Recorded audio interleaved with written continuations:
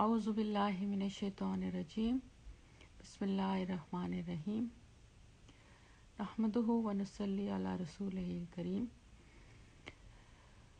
अल्लाहुम्मा सल्लि अला सय्यिदिना मुहम्मद व अला आलिहि मुहम्मद कमा सल्लैता अला इब्राहीम व अला आलि इब्राहीम इन्नका हमीदुम मजीद अल्लाहुम्मा बारिक अला मुहम्मद व अला आलिहि मुहम्मद कमा बारिकता अला इब्राहीम व अला आलि इब्राहीम इन्नका हमीदुम मजीद।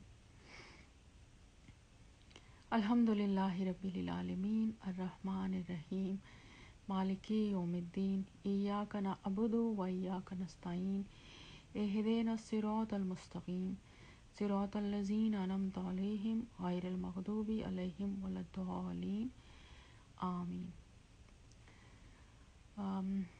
तजल्लियात नबूवत पे लेसन नंबर 3 हम आज शुरू करते हैं। आज की वीडियो में हम अहादीस रसूल की रोशनी में सीरत का मुताला करेंगे। अभी भी हमने नबी करीम सल्लल्लाहु अलैहि वसल्लम की पैदाइश से पहले के जो वाक़यात हैं हम उन पे ही फोकस कर रहे हैं और सीरत की इम्पोर्टेंस को जानने की कोशिश कर रहे हैं कि क्यों ज़रूरी है उसका मुताला। तो पहली जो हदीस है ये नबी करीम सल्लल्लाहु अलैहि वसल्लम के सहाबी सहल बिन आमिर से है। ये कौन से सहाबी हैं? ये सुलह हदैबिया में आए थे। ये दुश्मनों की तरफ से आए थे और ये एक पॉलिटिकल नेगोशिएटर थे और नेगोशिएशन का काम करते थे। दोनों तरफ बात करते थे जब कॉन्फ्लिक्ट कहीं आता था। तो ये कैसर और किस्रा के दरबार में भी जाते थे, ये नजाशी के दरबार में भी जाते थे। तो इन्होंने मोहम्मद मुस्तफ़ा सल्लल्लाहु अलैहि वसल्लम का दरबार जो है वो भी सहाबा के साथ जो नबी सल्लल्लाहु अलैहि वसल्लम की मजलिस होती थी वो उसमें भी जाते थे। तो ये कहते हैं कि मैं इन्हीं के हदीस के अल्फाज जो हैं वो उसी तरह से कोट कर रही हूँ।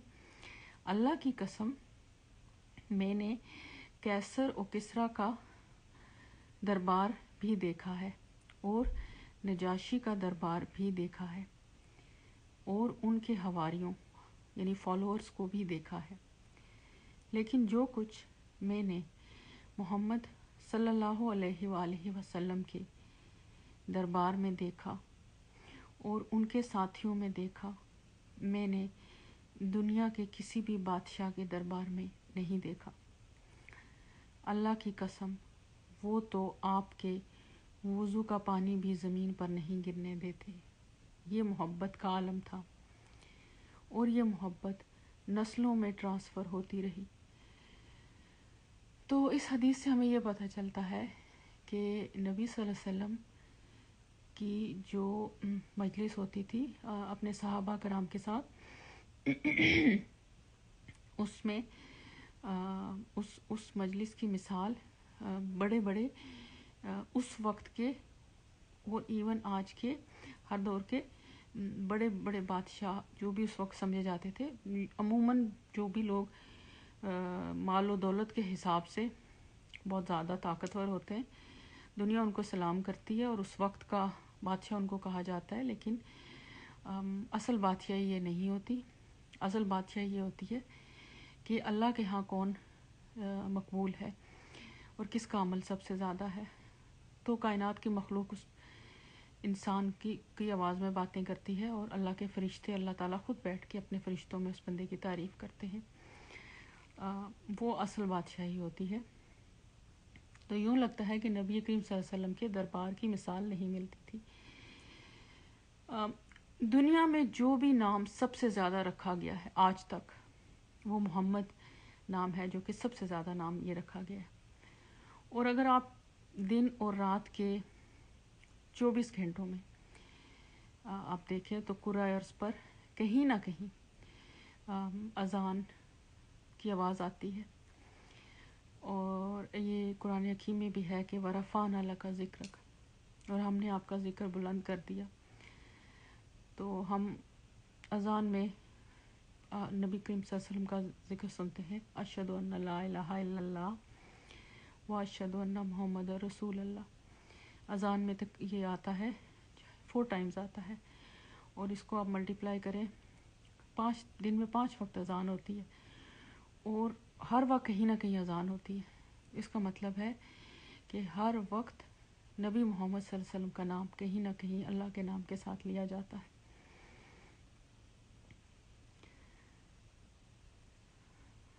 आप सल्लल्लाहु अलैहि वसल्लम का जिक्र जब भी जहाँ कहीं भी कोई भी इंसान करे तो बाकी जो लोग सुनने वाले होते हैं उन पे लाजिम होता है कि वो आप सल्लल्लाहु अलैहि वसल्लम पे दरूद ज़रूर पढ़ें।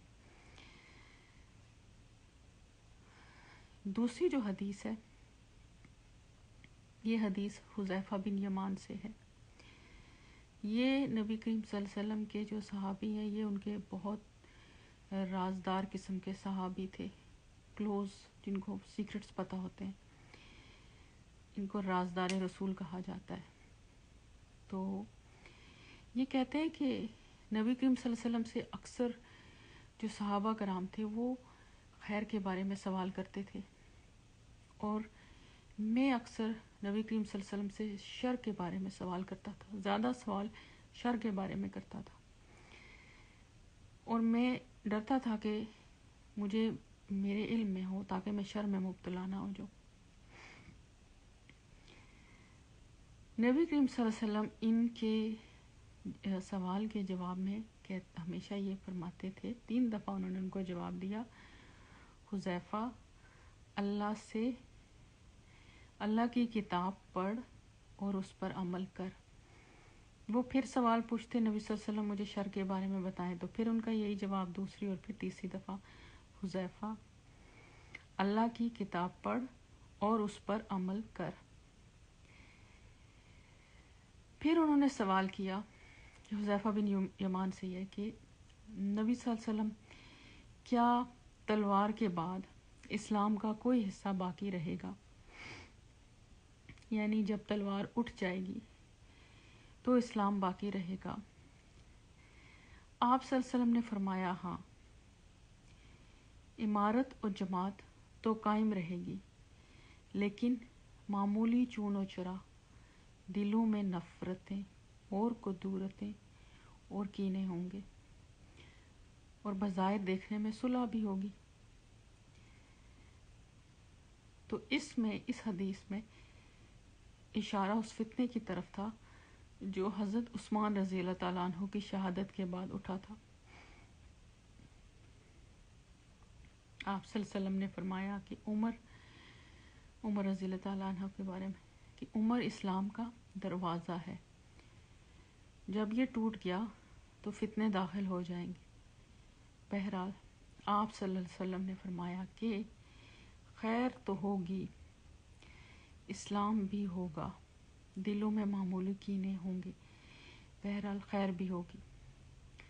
तो हमें होपफुल होना चाहिए कि बहुत सारा शर है जहाँ आज वहाँ पे खैर भी है, खैर की बात करने वाले लोग भी हैं, और ना सिर्फ खैर की बात करने वाले लोग हैं बल्कि खैर को सुनने वाले और खैर को वापस आम करने वाले लोग भी हैं।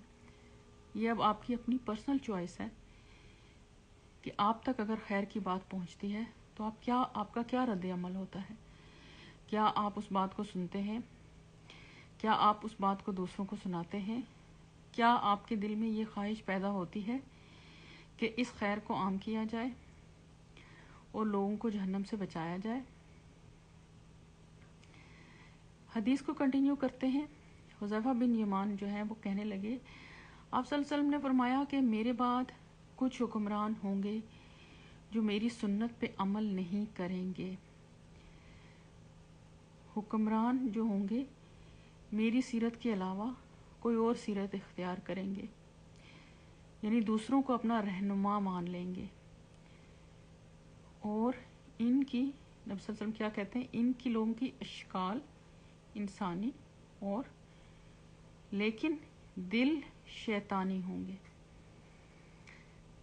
अब आप देखें कि इस वक्त क्या सिचुएशन है। इस वक्त दुनिया में 57 कंट्रीज़ जो हैं वो मुसलमान हैं, لیکن کیا بظاہر دیکھنے میں کوئی بھی مسلمان ملک ایسا ہے جہاں پہ جو حکمران ہے وہ نبی صلی اللہ علیہ وسلم کی سیرت کے مطابق اس کا علم یا اس کا عمل یا اس کی باتیں ہوں؟ بظاہر گیٹ اپ کو چھوڑیں، کیونکہ ہم کسی کے ظاہر کے بارے میں نہیں جانا چاہیے، دلوں کا حال خدا جانتا ہے۔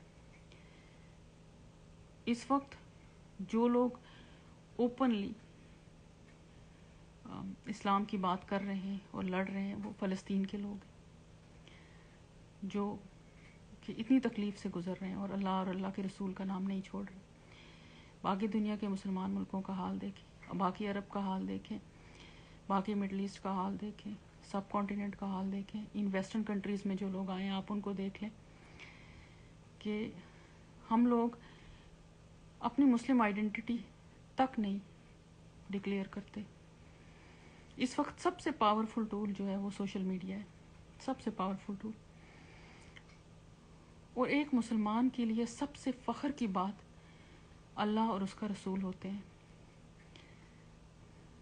اور ہم لوگوں میں سے کوئی بھی اس آئیڈینٹی پہ پراؤڈ فیل نہیں کرتا، بلکہ چھپاتے ہیں سارے کہ یہ آئی ڈی دکھا کے شاید ہمیں یہاں کی مراد سے محروم کر دیا جائے۔ پھر نبی صلی اللہ علیہ وسلم کے دوسرے الفاظ دیکھیں کہ شکل انسانی ہوگی اور کام شیطانی ہوں گے۔ آپ دیکھیں کہ انسان کی اصلیت اس کا کام ہے، انسان کی اصلیت اس کی شکل نہیں ہے۔ اسی لیے کسی کے ظاہر پہ نہیں جانا چاہیے، کوئی دکھنے میں کیسا لگتا ہے، کوئی لباس کیسا پہنتا ہے، بس ایک ڈریس کوڈ ہے وہ اس کو فالو کرے، اٹس اوکے۔ وہ کام کیسا کرتا ہے، اس کا عمل کیسا ہے، زور سارا عمل پہ ہوا، کیونکہ انسان کی شکل میں اگر عمل برا ہے تو وہ انسان نہیں ہے بلکہ شیطان ہے۔ آپ کی سوچ یا رحمانی ہے یا شیطانی ہے، آپ کی سوچ یا رحمانی ہے یا شیطانی ہے۔ آپ اپنی سوچ کو ٹھیک کرتے ہیں تو آپ کا عمل ٹھیک ہوتا ہے،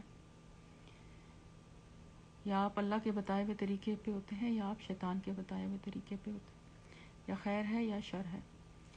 اسی لیے دو راستے ہیں تو دو ہی منزلیں ہیں، خیر کا راستہ جنت کی طرف جاتا ہے اور شر کا راستہ دوزخ کی طرف جاتا ہے۔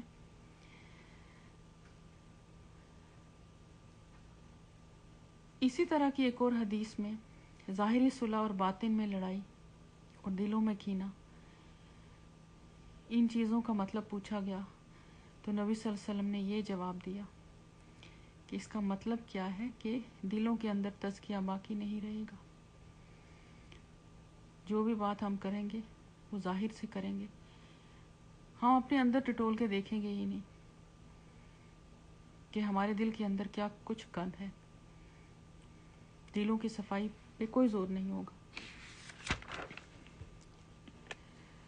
پھر حذیفہ بن یمان نے پوچھا کہ کیا خیر کے بعد خیر ہوگی اور اس کے بعد شر ہوگا؟ آپ صلی اللہ علیہ وسلم نے فرمایا ہاں، اندھا دھند فتنہ ہوگا، اس میں ایسے لوگ ہوں گے جو جہنم کے داعی ہوں گے۔ نبی کریم صلی اللہ علیہ وسلم نے فتنوں کے دور میں لوگوں کے لیے کہا کہ جہنم کے داعی کا مطلب ہوتا ہے مدعو کرنے والا، انوائٹ کرنے والا، انویٹیشن دینے والا۔ جہنم کے داعی مطلب وہ آپ کو جہنم کی طرف بلا رہے ہوں گے۔ نبی کریم صلی اللہ علیہ وسلم نے فرمایا کہ وہ ہماری نسل کے ہوں گے اور ہماری ہی طرح کی باتیں کریں گے۔ تو حذیفہ بن یمان نے پوچھا کہ نبی کریم صلی اللہ علیہ وسلم اگر میں ایسا زمانہ پاؤں تو میرے لیے کیا حکم ہے؟ آپ صلی اللہ علیہ وسلم نے فرمایا مسلمانوں کے حکمران کی جماعت کو لازم پکڑنا۔ اب یہ کون سے حکمران ہیں جن کو لازم پکڑنے کو کہا گیا ہے؟ یعنی جو بھی لیڈرز ہوں گے اور امیر کی بات کو سننا اور ماننا، اگرچہ تیری پٹائی کی جائے اور تیرا مال لوٹ لیا جائے۔ میں نے فرمایا اگر مسلمان کی جماعت نہ ہو تو پھر کیا کروں؟ آپ صلی اللہ علیہ وسلم نے فرمایا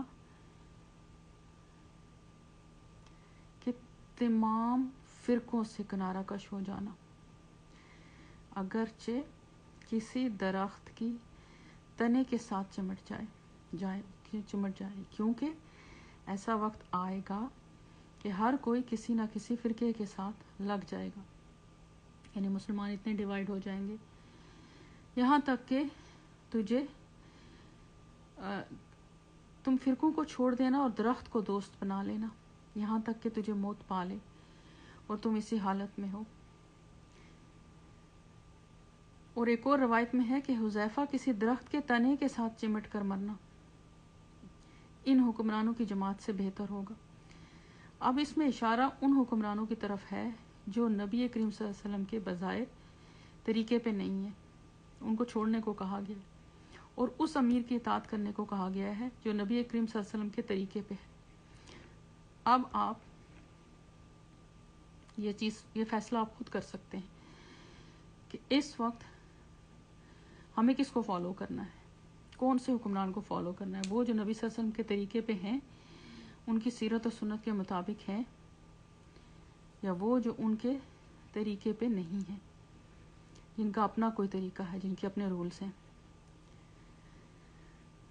ایک اور حدیث میں ہے کہ اگر ان دنوں تجھے اللہ کی زمین میں کوئی خلیفہ مل جائے تو یعنی اگر خلافت قائم ہو جائے تو اس کو لازم پکڑ لینا۔ سے فار ایگزامپل ہم لوگ ویسٹرن کنٹریز میں اگر سب کانٹیننٹ میں خلافت آ جاتی ہے تو نبی کریم صلی اللہ علیہ وسلم کا کیا فرمان ہے کہ آپ خلیفہ کو لازم پکڑ لیں، اب سنیں، اگرچہ وہ تیری پٹائی کرے، بھلے رولز کتنے ہی سخت ہوں، اور تیرا مال چھین لے۔ دیکھیں آپ کو کوئی مارے، آپ کا کوئی مال لے جائے، اب یہ اس حدیث سے تو پتہ چلتا ہے نا کہ اگر مسلمانوں میں اگرچہ تیری پٹائی کرے، پٹائی تب ہی ہوگی نا جب آپ غلط ہوں گے، جب آپ اس رول آف لا کو نہیں مانیں گے جو اللہ اور اس کے رسول کا ہے، اپنی بات کریں گے تبھی پٹائی ہوگی نا۔ اگر تو آپ نہیں اس رول کو مانیں گے تو پھر پٹائی کس بات کی ہے؟ تیرا مال چھین لے، کیونکہ ہم مال کو اللہ کے راستے میں نہیں دیتے۔ اور اگر تجھے کوئی خلیفہ نظر نہ آئے تو تو کہیں چھپ جانا کسی درخت کے تنے کے ساتھ حتیٰ کہ تجھے موت آ جائے۔ میں نے کہا پھر کیا ہوگا؟ مطلب یہ جو دور ہوگا، فتنوں کا دور ہوگا، اس کے بعد کیا ہوگا؟ تو نبی صلی اللہ علیہ وسلم نے کہا کہ اس کے بعد دجال ظاہر ہوگا۔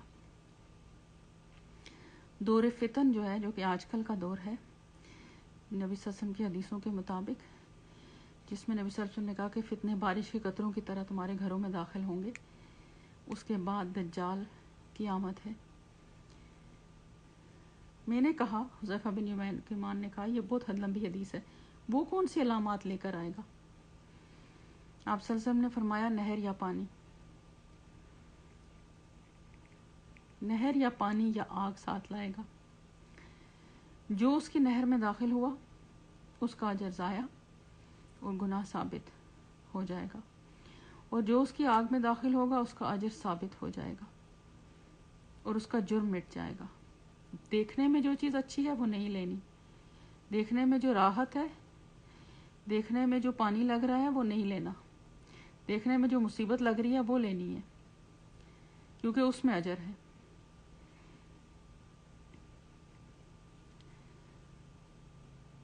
آپ لوگ دعا کریں کہ اللہ تعالی ہمیں اس فتنے سے بچائے، کیونکہ عالموں کی بھی کوئی گارنٹی نہیں، تو ہم تو عام لوگ ہیں، اور دجال کی اکثر فالوورز عورتیں ہوں گی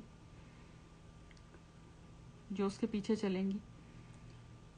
اور لوگ پکڑ پکڑ کے اپنی بیٹیوں کو، اپنی بہوؤں کو، اپنی بیویوں کو اس سے بچا رہے ہوں گے، اور وہ پھر اس کے پیچھے بھاگیں گی۔ آپ دیکھ لیں، آپ انسٹاگرام پہ کے اس ہوم پیج پہ جائیں، دیکھیں کیا ہو رہا ہے۔ آپ سوشل میڈیا پہ جائیں، دیکھیں عورتیں کس کے پیچھے بھاگ رہی ہیں۔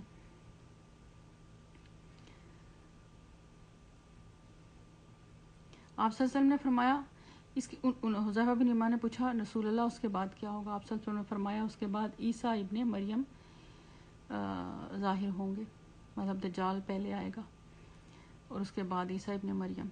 آپ صلی اللہ علیہ وسلم نے فرمایا اگر اس وقت تیری گھوڑی کا بچہ پیدا ہوا اور وہ ابھی اس قابل نہیں ہوئی کہ سواری کرے تو اس پہ قیامت قائم ہو جائے گی، یعنی کہ پھر قیامت قائم ہو جائے گی۔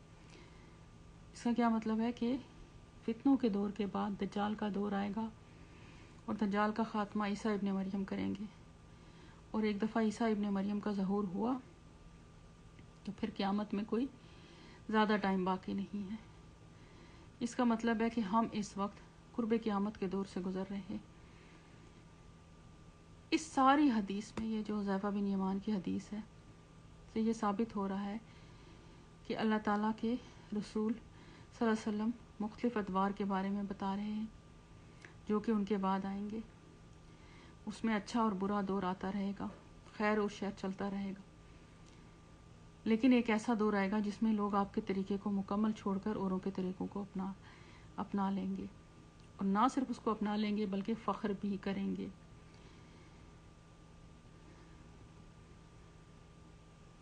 اب ہم اس میں عمل کی باتیں کرتے ہیں۔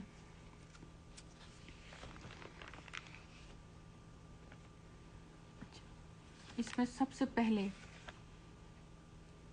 جو ہم نے عمل کی بات سیکھی ہے وہ کیا سیکھی ہے؟ یہ وہی ریپیٹیشن ہے سب جو لاسٹ ہم نے لیکچر میں کی تھی، کہ محبت سب سے زیادہ، میں پھر کہوں گی اپنی ذات سے بھی زیادہ محبت، اپنے بچوں سے، اپنے فیملی سے، اپنے ماں باپ سے زیادہ محبت نبی کریم صلی اللہ علیہ وسلم سے کرنی ہے، اور اس کا عملی نمونہ صحابہ کرام ہیں۔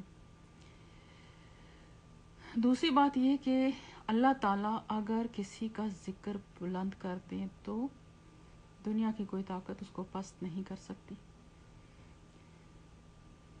اور نبی کریم صلی اللہ علیہ وسلم سے بڑی مثال اس میں ملتی ہی نہیں ہے۔ تیسری بات، عمل کی بات، آپ صلی اللہ علیہ وسلم کا ذکر جہاں بھی ہو، سننے والوں کو درود شریف ضرور پڑھنا چاہیے، درود ابراہیمی پڑھا کریں۔ چوتھی بات، نبی کریم صلی اللہ علیہ وسلم کی سیرت کو چھوڑنا علامت قیامت میں سے ہے۔ پانچویں بات، دلوں کے کینے، دلوں کی نفرتیں، دلوں کی کدورتیں، اور پھر بظاہر ایک دوسرے کے ساتھ صلح بھی ہو، یہ بھی قیامت کی علامت ہے، اور آج خاندانوں کا یہی حال ہے۔ چھٹی بات، انسان کی شکل میں شیاطین بھی ہوتے ہیں، جن کی شکل انسانی لیکن کام شیطانی ہوتے ہیں۔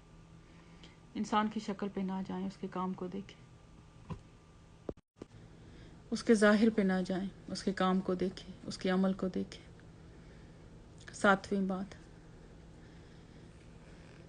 تزکیہ نفس کریں، اپنے اندر جھانکیں، یہ اس کا ختم ہونا بھی قیامت کی نشانیوں میں سے ہے۔ آٹھویں بات، ایسی جماعت کو پکڑیں، ایسے فرقے کو پکڑیں جو اللہ اور رسول کی بات کرتا ہو اور ان کے طریقے پہ ہو۔ اگر آپ کو ایسی جماعت نہیں ملتی تو پھر آپ تنہا ہی بہتر ہیں، آپ درخت کو دوست بنا لیں۔ نویں بات، اگر آپ فتنوں کے دور سے بچ گئے ہیں تو خوش نہ ہو جائیے، دجال کا آنا باقی ہے۔ اگر دجال آ جائے تو آپ نے اس کی آگ لینی ہے، آپ نے اس کا پانی نہیں لینا، یعنی آپ نے تنگی لینی ہے، آپ نے راحت نہیں لینی۔ تو یہ عمل کی باتیں تھیں جو ہم نے 2 احادیث کی روشنی میں سیکھی۔ امید ہے کہ آپ اس میں عمل کی بات یاد رکھیں گے. میں اپنی ہر ویڈیو میں آپ کو ایک بات کہوں گی، اگر آپ پوری ویڈیو نہیں بھی دیکھ سکتے، آپ لاسٹ کے 3-4 منٹ جو ہیں وہ ضرور دیکھیں، اور اس میں عمل کے جو پوائنٹس میں آپ کو بتا رہی ہوں آپ اس پہ عمل کریں، تو آپ کو میرا ویڈیو کرنے کا مقصد پورا ہو جائے گا، اور آپ کا سننے کا مقصد پورا ہو جائے گا، اور ہم جو رزلٹ چاہتے ہیں وہ ہمیں مل جائے گا. ایک دفعہ محبت سے نبی صلی اللہ علیہ وسلم پہ درود شریف پڑھ لیجئے. اللہم صلی علی سیدنا محمد وعلی آلہ محمد کما صلیت علی ابراہیم وعلی آل ابراہیم انک حمید مجید. اللہم بارک علی محمد وعلی آلہ محمد کما بارکت علی ابراہیم وعلی آل ابراہیم انک حمید مجید. آپ میری ویڈیو میں کوئی بھی غلطی ہے اس کو کمنٹ میں لکھ سکتے ہیں اور اس کی کریکشن کر سکتے ہیں. میں انسان ہوں، میرے سے غلطی ہو سکتی ہے. اشہد ان لا الہ الا انت واستغفرک واتوب الیہ. السلام علیکم ورحمۃ اللہ وبرکاتہ.